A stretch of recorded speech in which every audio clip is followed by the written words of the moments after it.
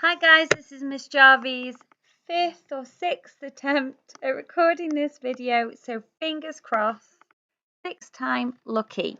So I'm going to talk you through writing an opening paragraph to any report really, not just our non-chronological one for Romans that we'll be working towards. It works with a variety of different text types, such as instructions and even persuasive adverts in some formats. So the idea is that when we write an opening to a report, we introduce our reader to who our report is about, what our report is about. And for us, we'll be writing our one about the Romans, so we need to introduce them to the Romans. But first, we're going to have a bit of a practice, and we're going to show you a format that we've often used that works really well. So I'm hoping you can see in front of you a hook, a question, and an invitation. And that's because that's the format we use, and it works really well to help us write our introduction. So when we say we need to include a hook, we mean a fab fact, something really interesting to capture the reader's imagination and make them want to read on. We also include a question. So usually it's a rhetorical question that makes the reader go, ooh, oh, I didn't know that. And have I wondered that? And then lastly is an invitation where you're telling them to go and read about it. Go and read the rest of your report. Let's look at an example.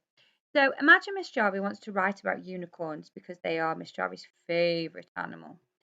So she's going to have a hook to start with, a fab fact that interests the reader, makes the reader want to read on. So, unicorns are the only animal in the world which can fly. Now, you and I both know that's a big fat fib, but it doesn't matter because I'm writing about unicorns. So the whole thing might sound like a big fat fib. So unicorns are the only animal in the world which can fly. So unlike you, when you're writing about Romans, I'm going to do report facts. I can stretch it a little bit. So there's my key hook to engage the reader. Next, I need a question. Let's have a look. Have you ever wondered where you can go to see this elusive creature? There's my question. So it's an have you ever. Another opening for a question would be, do you know? Did you know? Did you realize? Okay. And lastly, I need an invitation. Read on. And that's the most common one we use. Read on to discover the truth about this majestic animal. Okay, really simple, guys. A hook, a fact, a question, and an invitation. So basically, my reader is reading it and going, wow, I did not know that unicorns were the only animal in the world which can fly. I have wondered where I could see this elusive creature, and I will read on to discover the truth. So that's the aim of your opening. Let's have a look at another example that is from the Greeks. So the ancient Greeks were similar to the Romans in a lot of their scientific discoveries and the gods they worshipped, and they just had different names.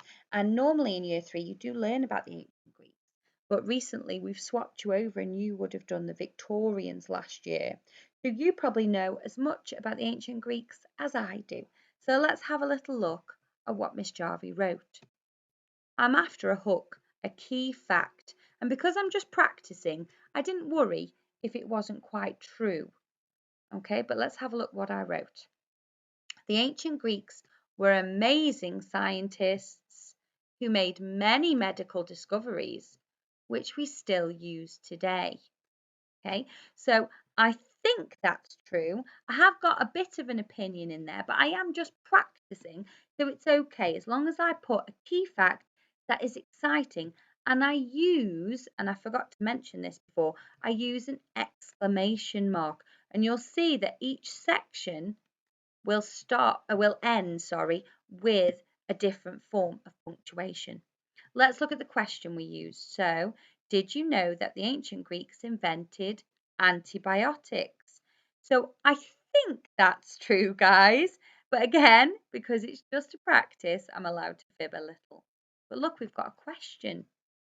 Now, I'm sure you can probably pause the video and think of your own fact and your own question. You don't need to write them down just yet. Just have a think. Because the last section is our invitation, and that's easy peasy. Read on to find out more about this.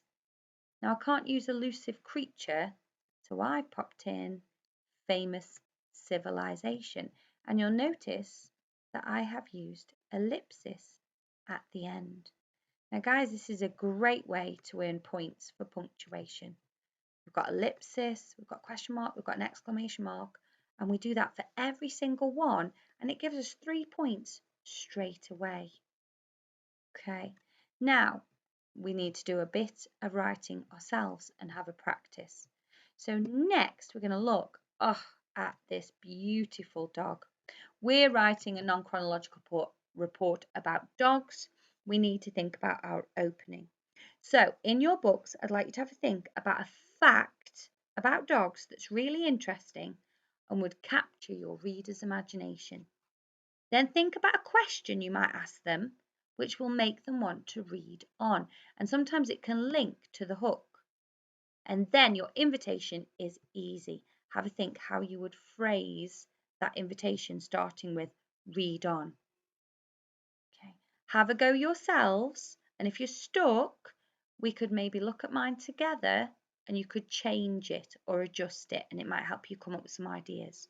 So if you want to pause the video now and have a go, or we'll carry on and you can pause it and then do your own after I've done mine. But you must have a go at this, guys, because Mrs. Mitchell is going to be asking you for examples during your Teams meeting. Okay, here we go. So for Miss Jarvie's fact, I put, there are many different types of dog, but whatever the breed, all dogs are thought to be man's best friend. Now look how I've tried to extend my sentence. I haven't just done this, there are many different types of dog, full stop. Yeah, because that would be quite boring. I've got to make it exciting because I need to end with my exclamation mark. I've made breed be red because breed is a really good example of a technical word. You would only find the word breed in a report about an animal, not about, say, the water cycle or the planets. So, and it's a really good scientific sounding word that makes your report sound professional. So there are many different types of dog, but whatever the breed, all dogs are thought to be man's best friend. Now, you could put lots of different facts in here. You could put about dogs being related to wolves. You could put about dogs being really clever enough to have real jobs which actually save human lives, and helping the blind and sniffing out drugs. So you could put some really good facts in instead of my one. Let's look at what I put for a question. Do you know all you need to about the pets in your house? Do you know that many dogs can turn violent when not looked after correctly? So I remember when I wrote this the first time, and Miss Jarvie was struggling to come up with a question. So she ended up with 2 because I thought the first one was really a bit boring and I didn't think it would interest my reader. But this one, do you know that many dogs can turn violent when not looked after correctly? Thought that's quite interesting, but I don't know if it's really very, very true. I think lots of dogs are picked on a bit and treated not very well, and they're still beautiful and kind and lovely. Can't you tell I've got a dog? So have a think, see if you can do a better question than I have. Okay, do you own a pet? Have you ever wanted to have a dog of your very own? And lastly, Miss Jarvie has done the most massive square to cover it up, an invitation.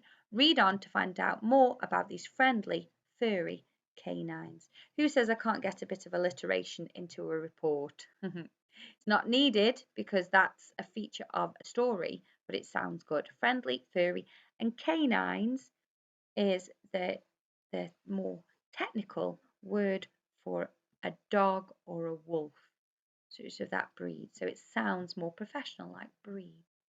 Okay, so you've had your own go, or you should have. You should be pausing now and having your own go at that paragraph. Now we're going to have one more practice before I let you do your Romans one. So let's click over.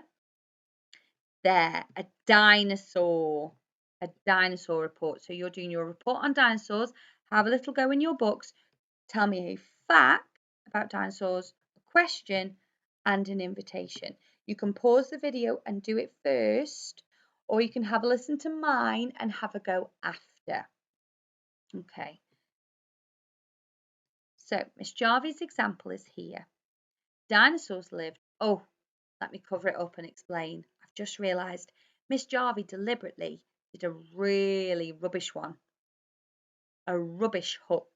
So even if you're having to go after Miss Jarvie and you need some ideas, one of the ideas is to make the hook a lot better. Dinosaurs lived many years ago. Many years ago? Was it a bit longer than that? And there were lots of different types. Types? Different species? A variety of species? Which all died out when a rock hit the earth. A rock? Was it a rock? So people think.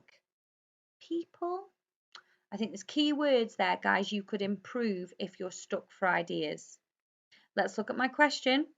Do you know that some animals alive today lived alongside these amazing reptiles? I actually like that question. That's really interesting, isn't it? I want to know what animals that were alive today were alive then. So you might want to just reword that and keep it or change it to a different one. And my invitation is really easy. Read on to discover more about these extinct animals. ... So there again, I've got my exclamation mark and I've got my brackets, which is year 5 SPAG level. I've got my question mark and I've got my ellipsis for my points. Okay, I've got reptiles, which is a good technical word. I've got extinct, good technical word, and I know that you guys will have improved that opening hook for me. So pause the video now if you haven't done so already. Have a go at improving that because your final task awaits. Okay, year 4.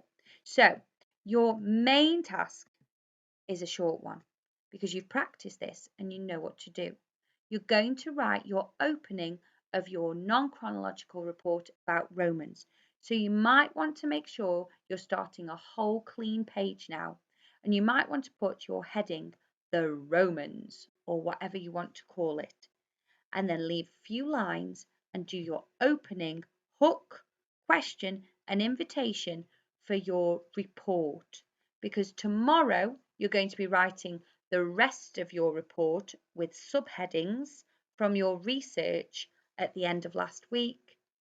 And on Wednesday, you're going to write a conclusion and submit the whole of your non-chronological report into Mrs. Mitchell. So I want you to have a little go now of your hook, your question, and your invitation. And I will see your examples on Wednesday and speak to you tomorrow. Okay, guys, bye.